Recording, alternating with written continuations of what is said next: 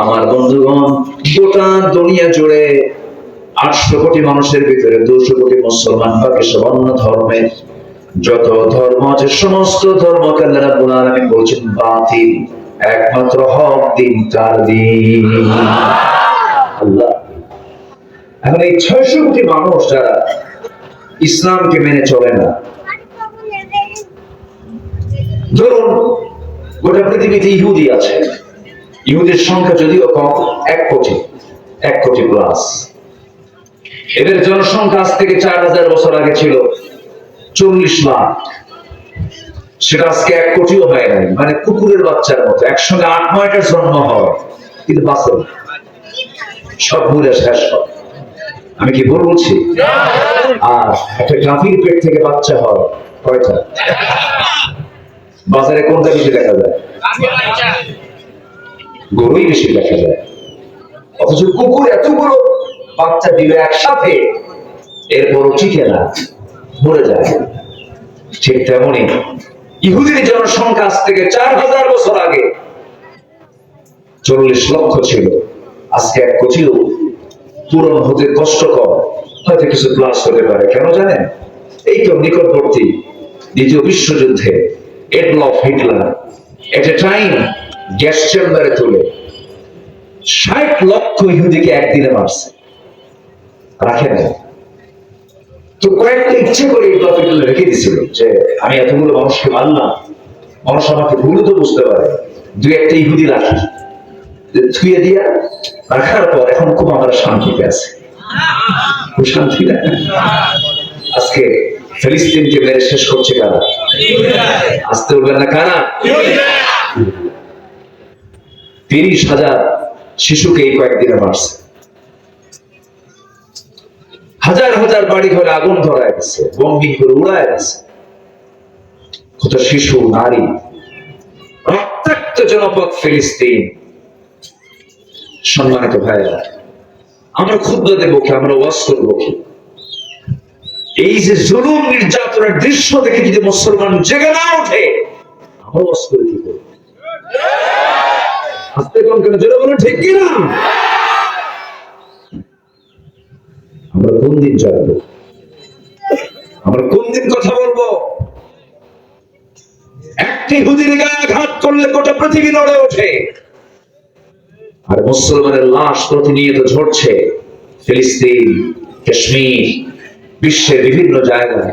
সবচেয়ে নির্যাতিত আজকে মুসলমান, অথচ সম্পদ সবচেয়ে বেশি কাদের? তেল বন্ধ করলে সব অচল, অ্যালুমিনিয়াম বন্ধ করলে সব অচল, সমস্ত প্রাকৃতিক খনিজের সম্পদ ম্যাক্সিমাম মুসলমানদের হাতে। কিন্তু মুসলমানদের এই দুর্দশা কেন? এর মূল কারণ হলো মুসলমান বন্ধু পেতেছে মুসলমানের সাথে নয়, ইহুদি খ্রিস্টানদের সাথে। সম্মানিত ভাই, কথা অনেক আছে, একটু কান লাগিয়ে কথাগুলো শুনি। আমরা বাঁচবই, আমরা তো আর বাঁচতে আসি নাই দুনিয়াতে, মূলত বাঁচতে আসছি আমরা। জন্ম নিছি, এরপর কি হবে? মৃত্যু হবে। বাঁচার লোক মুসলমান করানো উচিত নয়। মুসলমান মরতে এসেছে, বাতিল শক্তির কাছে মাথা নত করতে জানে না মুসলমান। বাঁচতেই যদি হয় সিংহের মতো বাঁচবো, বীর পুরুষের মতো বাঁচবো, মুসলমান হয়ে বাঁচবো। বাতিলদের কাছে মাথা নত করবো না আমরা। জোরে বলে ইনশাআল্লাহ, জোরে বলে ইনশাআল্লাহ।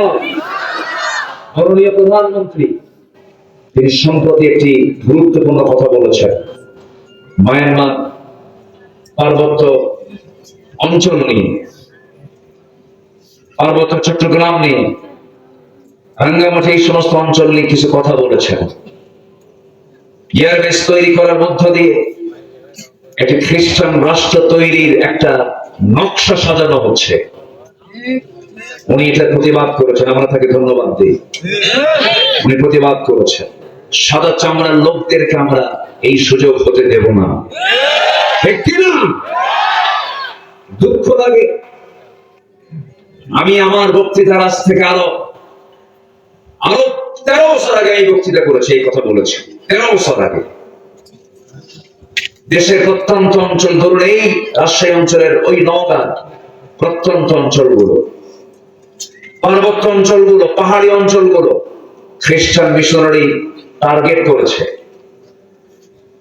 হাজার হাজার মুসলমানকে তারা খ্রিস্টান বানাচ্ছে, তাদের ধর্মে নিয়ে যাচ্ছে। এই মিশনারি তারা কাজ করছে, এই মিশনারি তারা রেগুলার এই রীতিমতোই তাদের কাজগুলো, মিশনগুলো চালিয়ে যাচ্ছে।